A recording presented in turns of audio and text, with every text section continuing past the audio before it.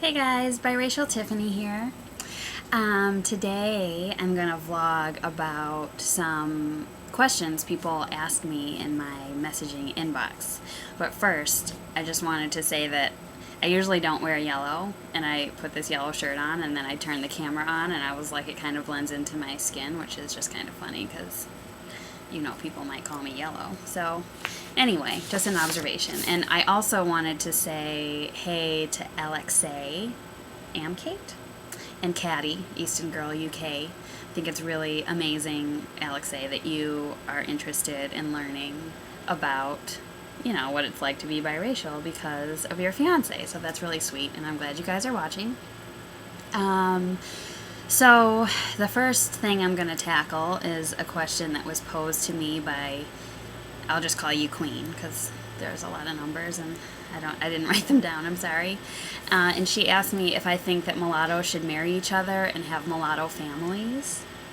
And this is, someone else has asked me sort of a similar question, like what do I think of people whose parents are mixed but they sort of consider themselves black. So anyway, I'm getting ahead of myself, I guess. It's interesting to me because I personally feel like I can't really recreate another version of myself. Like, I feel like it's sort of like a one generational thing, and I know that a lot of people do not agree, so I'm just saying that that's what I think. I think if you're talking about two biracial people marrying, having children, it really depends on, like, do those people, the biracial people, do they identify as biracial? Do they identify as black? Do they identify as white, perhaps? And so I think the only example that we have sort of in mainstream society that I think everyone could sort of have an idea of what I'm talking about is Lenny Kravitz and Lisa Bonet have Zoe Kravitz. And if Lenny Kravitz, from what I've read, he really identifies as black and thinks, I don't think he thinks much of the biracial identity. So I don't know what Lisa Bonet thinks about it, but if the two biracial people identify as black, I don't think there's much chance for their equally mixed child to form the same kind of identity that someone like me would, because I grew up with a white parent and a black parent who identified as white and black. So if I had two parents who were biracial but identified as black, it would be harder for me to come to some sort of all-encompassing biracial identity, even though I would be 50% and 50% or, whatever. We can never know the percents, right?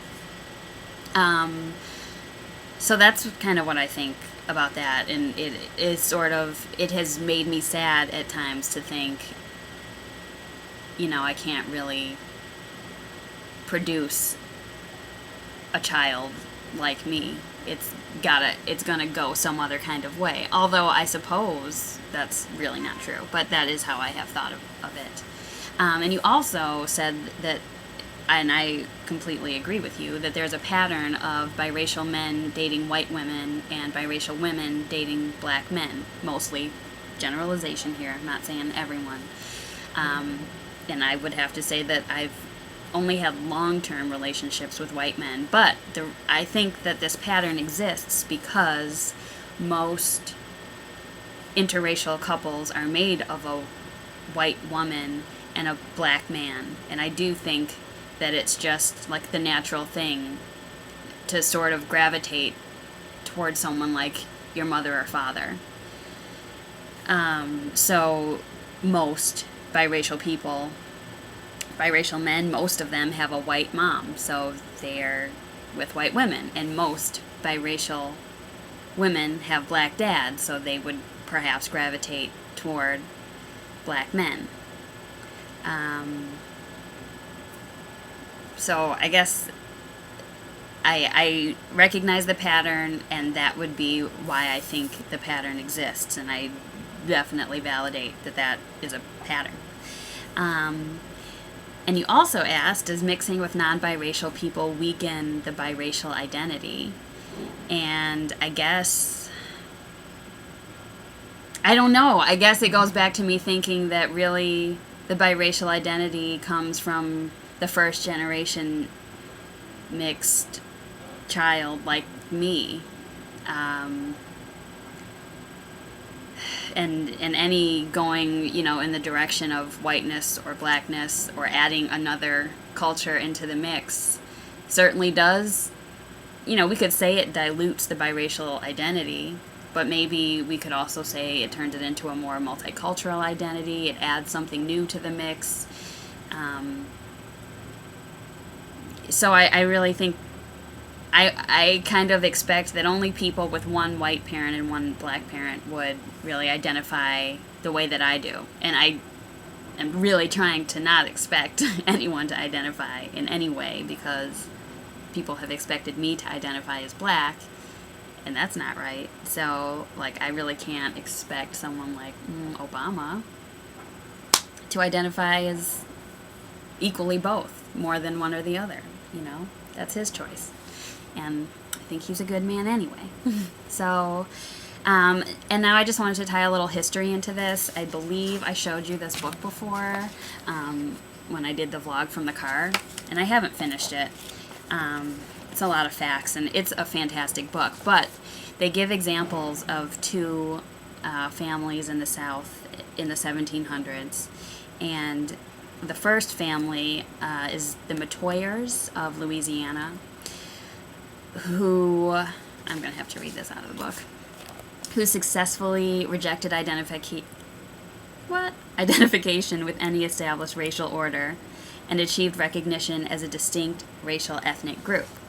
They carefully arranged marriages as to preserve the clan's intermediate position, and the clan came to include some 400 people by 1860.